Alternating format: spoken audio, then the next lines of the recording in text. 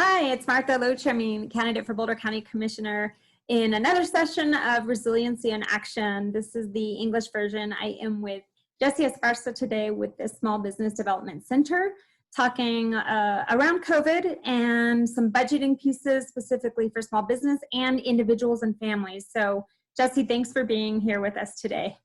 Pleased to be here, thanks. Absolutely. I want to, first of all, just from an informative standpoint, tell us a little bit about the mission of the Small Business Development Center.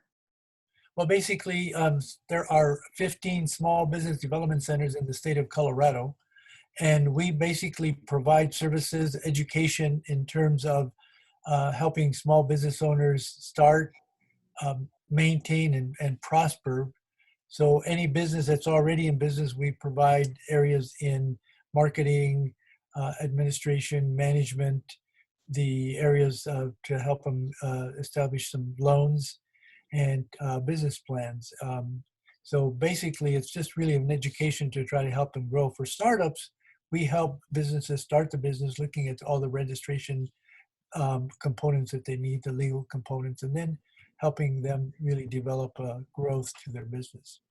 Great. Okay, so that sounds like some business planning, which really ties into this conversation about resiliency work. So part of my experience after the mortgage crisis and then also after the flood 2013, being in a resiliency specialist spot working with local government is just that, like, how do we plan? How do we be prepared? And I think right now with COVID, finances is really feeling overwhelming for a lot of families, and a lot of the messages, texts, inquiries I've gotten led me to you as to talk about the budgeting piece. So we know that there's talk from the stimulus guide and laws that are being passed that individuals will be getting some money. We know that there's some money that's going to be out there for small businesses, but can you talk to us a little bit about what that budget planning really, some suggestions that you would like to share with us? Sure, and I think that most of what is already occurring, the CARE Act is providing several packages to business owners in terms of what they can do to begin to establish some resources. And so I'm hoping that most of the businesses are getting some of this information through their local SBDCs. As I said, there are basically 15, and along the Front Range, there's at least 4 or 5 SBDCs. There's the East Colorado Small Business Development Center. There's the Boulder Small Business Development Center, and North Metro, and then the Denver area. So I would say that many of the business owners can begin to, and have, if not already, connect to the SBDC, because we are the front line to a lot of these resources that exist through the SBA and how to apply for them. That's great. And I had a conversation a few days ago specific to some of the programs that are coming out under the CARES Act. So that's helpful to know that you all are another resource for us locally. Thank you for that. So what about individuals when we talk about budgeting? So for those of individuals who are truly, I know they must be very fearful about what is happening. We are suggesting that you look at your personal budgets. And I would say that you start with all of the different bills that exist in your family. Look at your rent, look at your utilities, look at your telephone bill.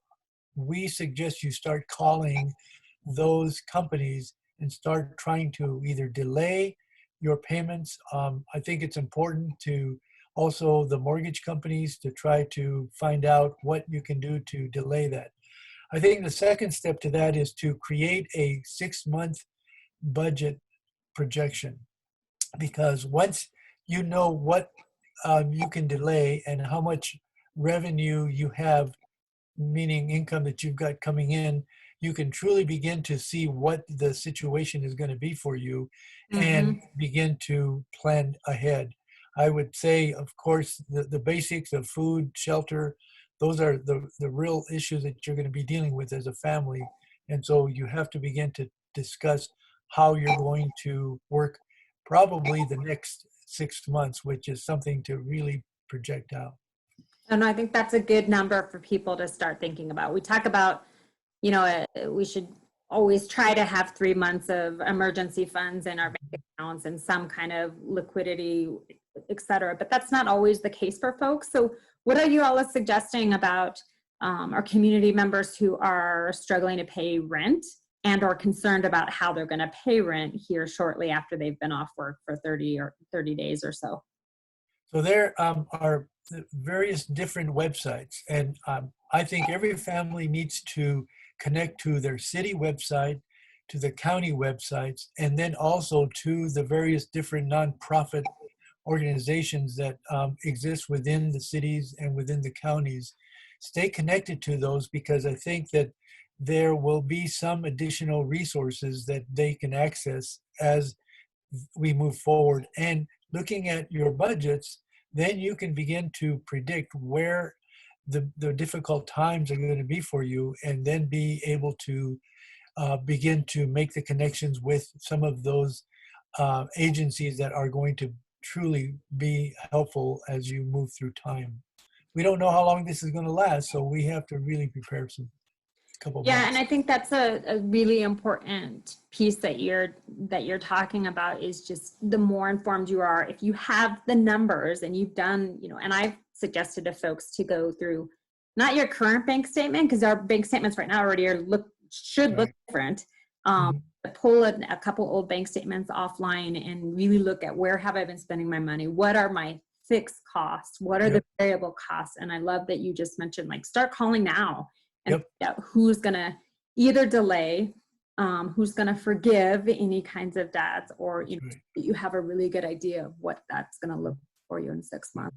That's really I helpful. think, Martha, the other most important thing is for the families to collectively understand unemployment. I think they need to really begin to apply for unemployment, regardless of what you've done in the past. Apply, and then work with what the consequences are.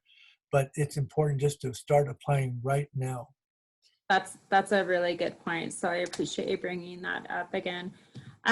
Jesse, I just, you know, I know you're busy. I know you've got a lot going on as well, and I appreciate you taking the time to be with us today. I want to make sure that we share out your information, and so thank you for being here. Thank you for your work as a consultant to small businesses, and we will definitely reach out as a resource to you. So appreciate that. And is there anything else last you'd want to share, or a different resource that we haven't talked about?